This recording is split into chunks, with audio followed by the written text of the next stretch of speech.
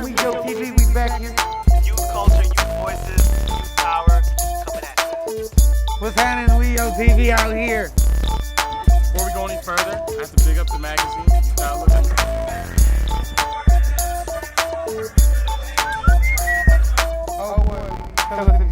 Youth Outlook, chronicle of young people's lives in the Bay Area. We're known all over the Bay and beyond. Got a lot of good stuff for you this time. Yo! We know in California that there could be 500,000 homeless youth on any given night on the street, and that is shameful, I think, for the state of California, being the largest state in the country. So the mission of the California Coalition for Youth is to improve and empower the lives of California's youth, ages 12 to 24. So we work with disconnected youth or vulnerable population young people. So we're talking about youth who are either in the juvenile justice system, who are homeless, who've been in the foster care system.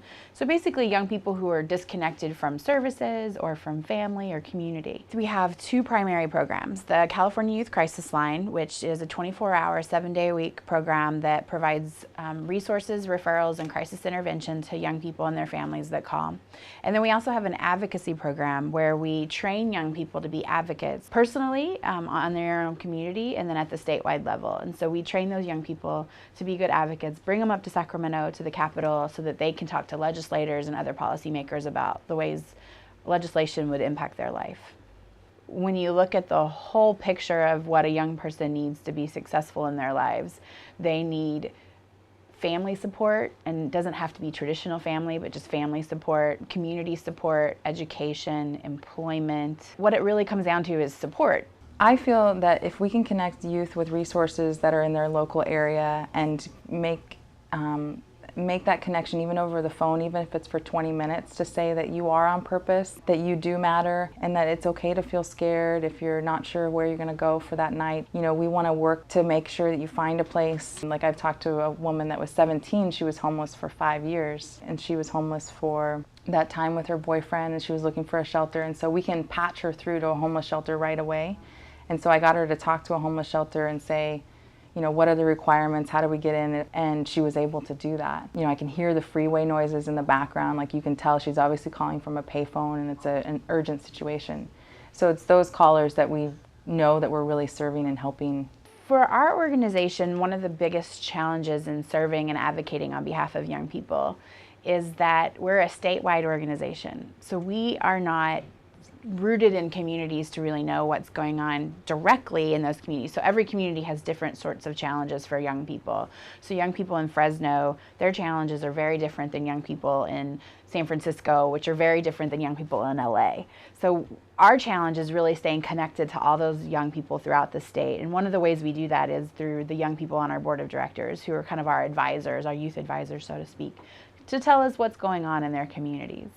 Then I think for young people, some of the biggest hurdles that they're facing on a day-to-day basis is a lack of work opportunities, a lack of quality education. Those two go so hand in hand. And then simply just a lack of a safe place to go. If I could create my own program, I would create a program that is one of the easiest and most accessible program.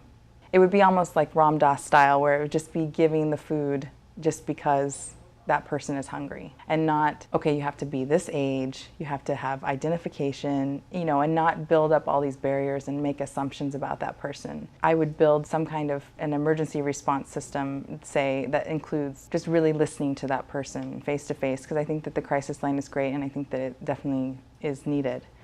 I think that sometimes people just miss that face-to-face connection. A few nights ago, I was here at work and I was working a little late.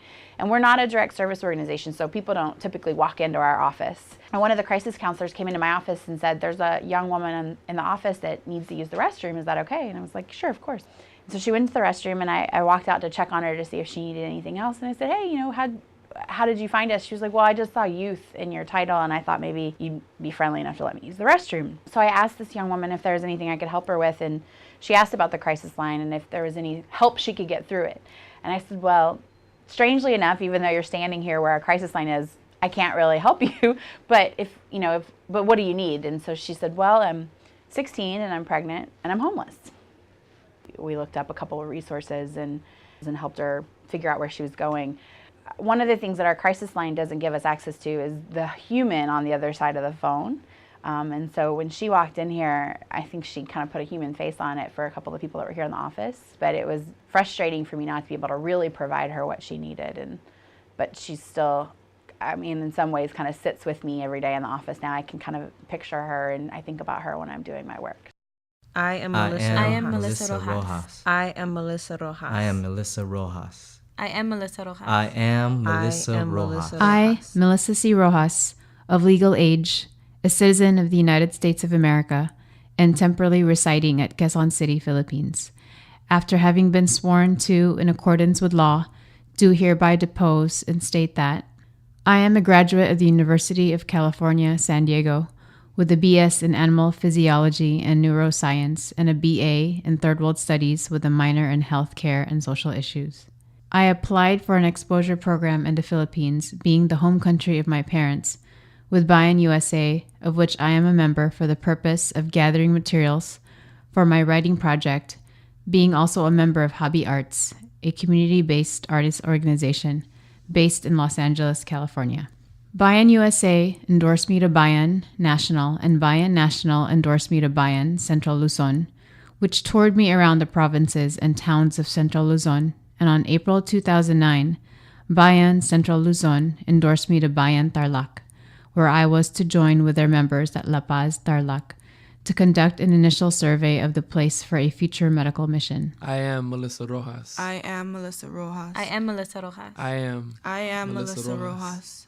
On May 19th, 2009, while resting from a survey at a friendly house, the owner of which gladly accepted our request that we rest at his house, and while watching a noontime television program at around 1:30 p.m., I and my two companions, John Edward Jandoc and Juanito Cabero, heard a banging at the front door and a voice asking that the door be opened. I immediately went to see what was going on and found about 15 men in civilian clothes, armed with high-power rifles and wearing ski masks or bonnets, surrounding the house, and in a little while the door was forcibly opened and armed men swarmed into the house, coming from the front door and the back door, and ordered us to drop face flat on the ground. I did not obey them, and I wanted to stand up and protest the intrusion, but an armed man held my head and forced it down, pushing me to a squatting position, then pushed me to the ground. I asked them why they were doing this, and I saw that everybody in the house was on the ground flat. They attempted to tape my mouth, but I was able to wrench it, and they wanted to handcuff me, but I resisted, and about 5 of the armed men were ganging up on me, holding my hands and my legs, but I continued resisting them and shouting to the owner of the house, "Kuya, help me." Then I started to shout my name, repeating it again and again. I was punched repeatedly in my right rib cage while my two companions, who were already blindfolded and taped at the mouth, were herded to a blue van about 15 meters from the house door, and I, with all my strength, tried to stop the armed men from putting me into the van, and they started to drag me, bruising and wounding my arms and my legs, wounding severely my left kneecap while I continued shouting my name. I am Melissa Rojas. I am Melissa Rojas. I am Melissa Rojas. I am Melissa Rojas. I am Melissa Rojas. I was traumatized, and the fear is still in me, and I execute this affidavit to state the truth of the foregoing facts, and for purposes of filing a petition for a writ of amparo and habeas data to protect me and my family and my uncle and his family now and in the future, and for possible other legal cases. I am Melissa Rojas.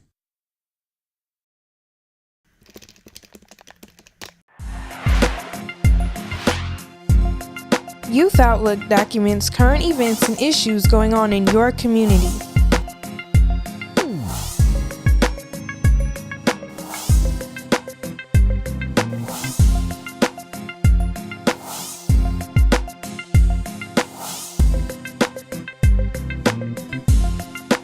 For more information, go to youthoutlook.org.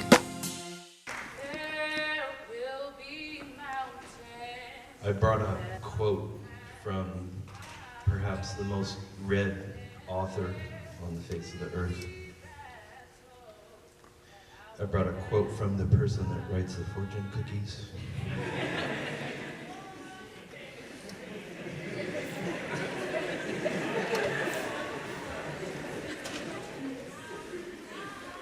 Miss Fortune says, use your abilities at this time to stay focused on your goal. You will succeed. In the past 2 weeks, we have lost 2 people. We lost George and Joshua. What happened to Joshua Cameron, was he was in, at the time, he was in the Fillmore district with 2 of another students at June Jordan. And basically, he was in the wrong place at the wrong time because he also lives in Bayview Centers Point. So what happened was he and my other friends were walking and went to McDonald's, and then they came back and some guy walked up on him and he was like, "Oh, are you so-and-so and so-and-so?" And he's like, "No, I'm Joshua. I go to this school. I live in this place." And the dude walked off and was like, "Oh." Then another guy came up and he started, popping out shots, and he kept on shooting at him. We shot him point blank all in the chest.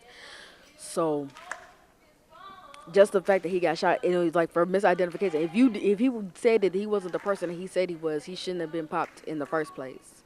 My other friend, George, aka G1 Youth Speaks winner of I think 2006, 2005, around that time, he got shot. I don't even know why he got shot. There shouldn't have been a reason why he got shot, because as far as I was concerned, he wasn't a part of any gang. He wasn't a part of any, substance abuse or nothing. All he did was write rhymes and write poetry, and that was about it. And he got shot, and they popped him like 10 times. Everybody loved him at this school. This school is, since we heard this information, it's been really bad. Like, he wasn't even a bad person. You could feel that good vibe when you're standing right next to him. Joshua, he was cute too. Ladies, he was cute. Can't even lie. And he loved making people happy, and because Joshua, if you was really here and the way the media is portraying him as another black 18-year-old killed, no, it's more than that. And he didn't deserve to die. He was gonna do great things with his life. He had great friends here. It's just sad to see that he's gone. I've been affected by this violence because it's very difficult to be outside now. Like, it just makes you have to walk around looking over your shoulder and just, being aware of where you're at and who you're with, and it's affected me because, I'm not necessarily afraid to go out, but it definitely makes me tense. I feel like the government is spending a lot of their time and focusing on one thing, and that's the war. And the war, it's in the other side, but they should focus more on, the United States and right here in the streets, because right now we should be having more schools. They should be building more schools, less prisons, and they should be giving us more supplies.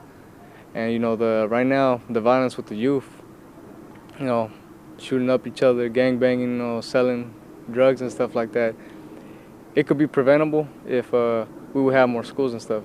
I think he's up there with God, watching over us and stuff, so. On Friday night, I phoned Joshua on his cell phone, and typically he did not pick up. He thought it was probably Dad. And, but I was leaving a message for him. I was tired and I was not going to make dinner that night. And so I went out and got him something that I thought that he would like, and I went to a Chinese restaurant. I brought it home. He didn't come home that night.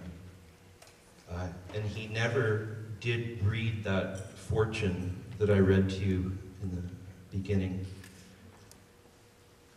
He didn't read that. He's hearing it now, and now that you know that little prelude, I want to read it to you again so that you can really hear it. Use your abilities at this time to stay focused on your goal. You will succeed. God bless you all.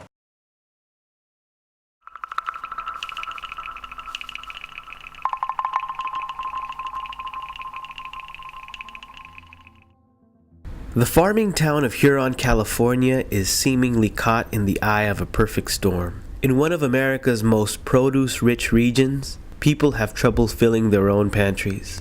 Made up of 90% immigrants, most of Huron's residents come from Mexico or other parts of Latin America.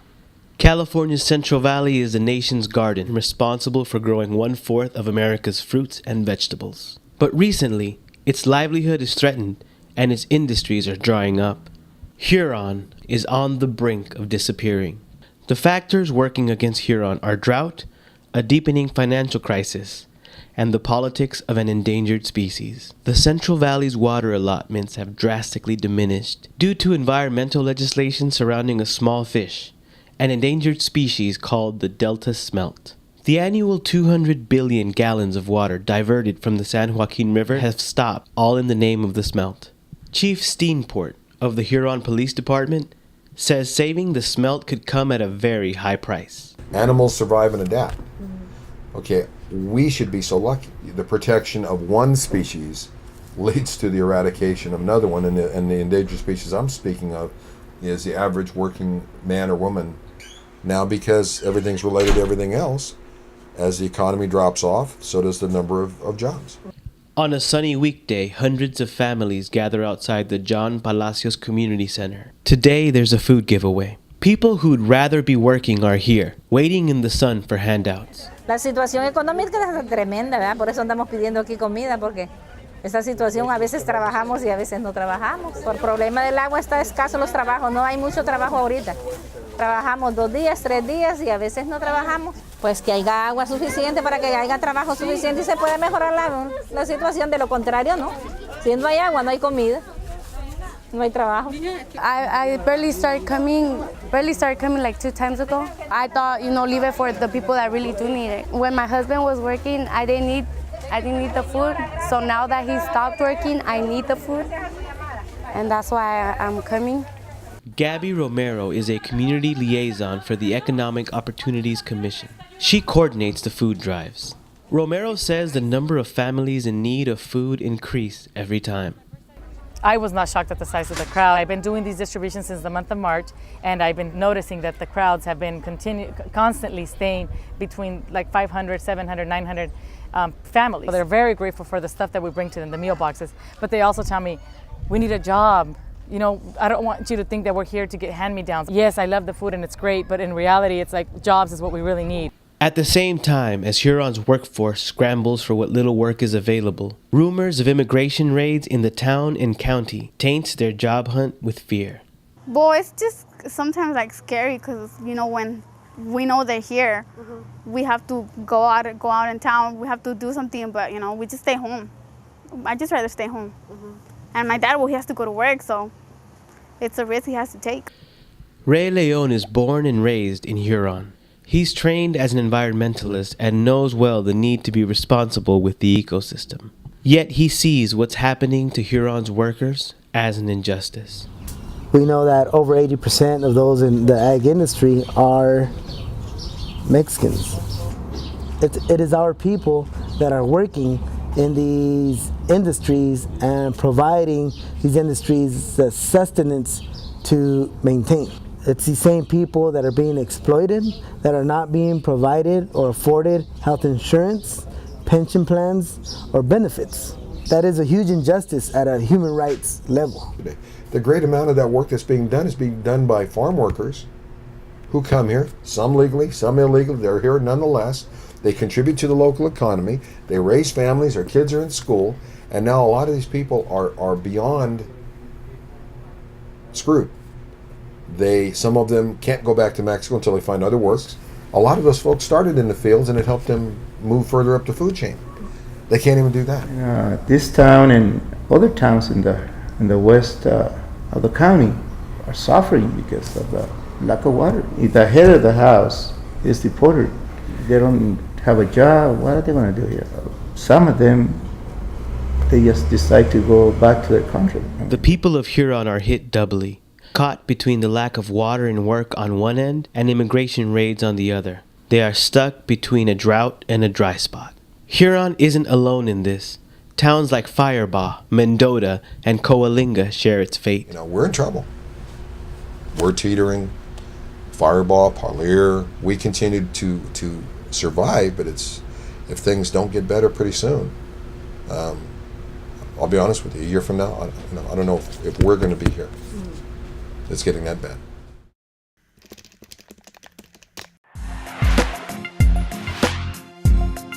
Youth Outlook documenta corrientes casos y temas sobre su comunidad.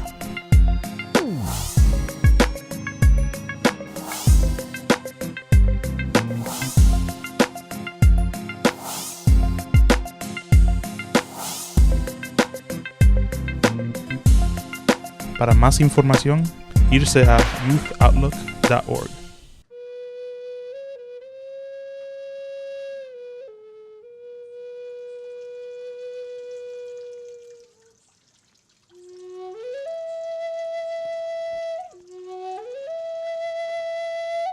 We're having an event tonight. It's actually the last event that we have before we head out on, to the delegation. We're going to be heading out in 7 days. We're going on a delegation out to Palestine, where we're going to be meeting youth out in Palestine, and we're bringing indigenous youth from the States out there so that they can have an exchange. So we're having different people coming in and performing. We're having different danzantes coming in and doing offerings, dance offerings that they're giving to the delegates. We're also having live art that's happening. We also had Tajini, who's a great DJ here local to the Bay.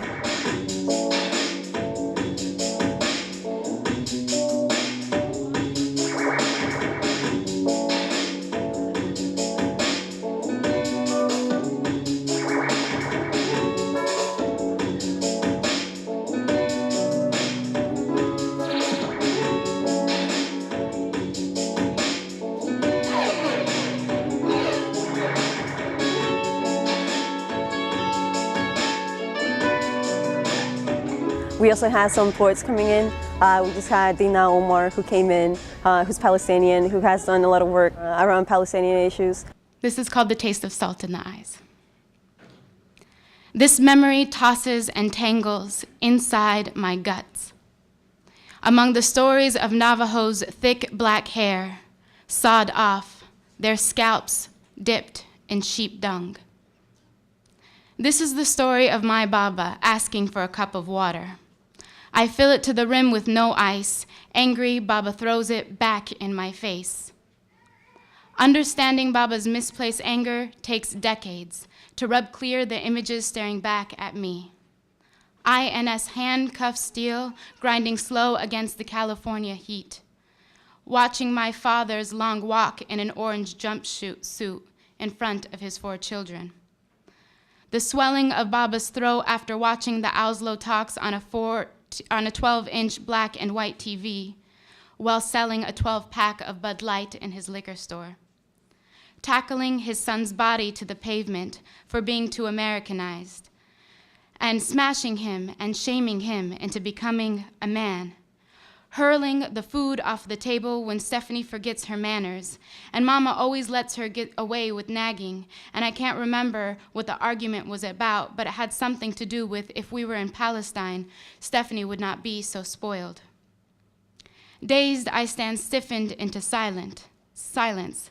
This cup of water, now sliding down my cheeks, is Baba trudging through the wreckage of his body, the erasure of his place on earth.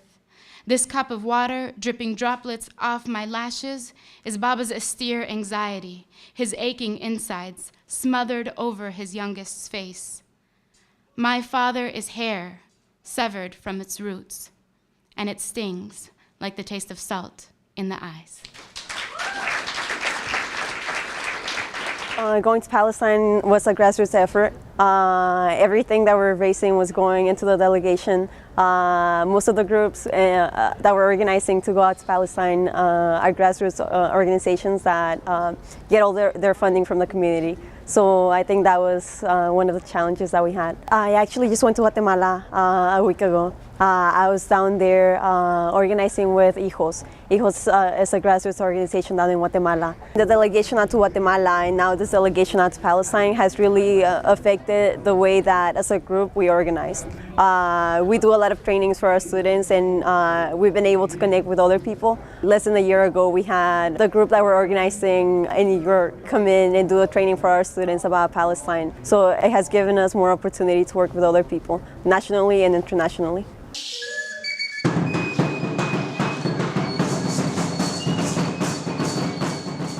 As a collective of youth from Huastec and Homie, put on an event that we called Representando Raíces de Resistencia, which means like representing the roots of our resistance. Because tonight we were hoping to bring together different expressions of cultural resistance to have a benefit for 2 delegations of indigenous youth that's going out to Guatemala to work with an organization called Hijos, and another delegation of Native, Chicana, Latina, and immigrant youth going out to Palestine this summer. We're going to be staying with some youth in a refugee camp out there and hoping to exchange our stories, right, and be building internationally. People that are going to Guatemala and Palestine, could you come up here, please? We just wanted to thank you for your sacrifice, and we just wanted to bless you in your journey. If you come home safe. I will be leaving as a Huastec delegate from Oakland on July 31st out to Palestine. So tonight we began with prayer, danza. It's a ceremonial dance and form of prayer from indigenous people of central Mexico. And we do that to honor our ancestors, honor the 4 directions. We salute to the west, to the place of the women warriors, to the place of Chipetotec, Tecocolis. We went on to have some music. We had a delicious dinner of traditional Palestinian and Mexican food. And then we began a short program of speakers that ended with a live video conference with our delegates in Guatemala. We use Skype. We're actually in the process of planning this delegation, really interested in learning how we can be using new media and technology in a way that kind of reclaims it from the hands of maybe the people that's got a lot of power, and we can be using it to connect on a grassroots level. Share with us what you've been up to. I'm really happy to be able to communicate with you guys through this way. As we speak, there's also another organization that's representing the Latinas. It's also being interviewed as we speak on the radio, and they're putting really good music on. My hopes is that throughout the delegation we will be able to learn from other youth, and we will be able to engage in a process of dialogue and movement building that is led by folks that is most personally affected. When we come back, we'll be able to share the stories of our partners in Palestine with the consciousness that our liberation is achieved collectively. And that's a really inspiring concept, that we have power in numbers and that we can make real change if we work together.